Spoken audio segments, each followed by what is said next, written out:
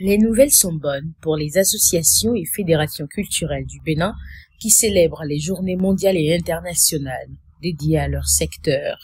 Conformément aux directives de l'Agence de développement des arts et de la culture ADAC, sous tutelle du ministère du Tourisme, de la Culture et des Arts, le Conseil national des organisations d'artistes et acteurs culturels sénois, après une première rencontre avec certains acteurs culturels, a convié ce mardi 17 juin 2025 plusieurs autres têtes de pont de la scène culturelle à une séance de travail stratégique dans ces locaux. Cette rencontre, à la fois consultative et prospective, visait à mieux structurer et coordonner la célébration des journées internationales dans les différentes filières culturelles. Le secrétaire exécutif et porte-parole du Sénois est revenu sur les orientations ayant conduit à cette initiative. Jusqu'ici, nous avons connu la célébration surtout de la Journée internationale de la musique. Et donc, dans ces plaidoyers, le Sénois a négocié avec les pouvoirs publics et plus précisément le ministère représenté par la DAC, pour que les autres filières également soient célébrées en thème de journée internationale ou mondiale. Et donc aujourd'hui, nous avons réuni les associations et les fédérations qui célébraient déjà un certain nombre de journées. Je précise, qui célébraient déjà un certain nombre de journées internationales ou mondiales, afin de discuter avec eux et de voir comment ensemble, pour chaque filière, nous pouvons élaborer un projet sur lequel toutes ces associations et fédérations vont s'activer.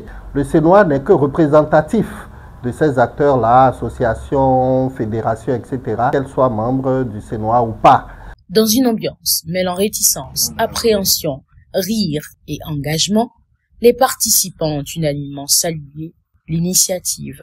C'est une première qui marque un tournant décisif et suscite une adhésion franche. Depuis que le Sénois est né, c'est la première que je vois et j'en félicite. Et j'aurais souhaité que ça soit ainsi régulièrement pour que nous qui ne sommes pas membres du Sénois, qu'on s'intéresse à nous de temps en temps. Ce pari ne peut être gagné que par la mise en commun des efforts de tous, a souligné Marcel Zounon.